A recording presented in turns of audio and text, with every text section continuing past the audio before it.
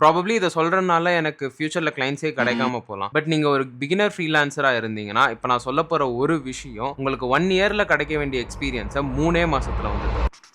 Faking it till you make it. May 2020 என்னோட first year college summer break அப்போ ஒரு client என்ன reach out பண்ணி எங்களுக்கு இந்த மாதிரி ஒரு யூஐ டிசைன் பண்ண வேண்டியது இருக்கு, எஸ்பெஷலி ஃபிக்மால தான் வேணும் அப்படின்னு சொன்னாங்க. அப்போதான் யூஐ யூஎக்ஸ் ஸ்டார்ட் பண்றேன். நான் பண்ண யூஐ டிசைன்லாம் மோஸ்ட்லி ஃபோட்டோஷாப், இல்லஸ்ட்ரேட்டர்ல பண்ணது. கொஞ்சம் கொஞ்சமா எக்ஸ்டி அப்போ தான் கத்துட்டு இருக்கேன். ஃபிக்மானா என்னன்னே சுத்தமா ஐடியா கிடையாது. நான் என்ன சொன்னேன்னு நினைக்கிறீங்க?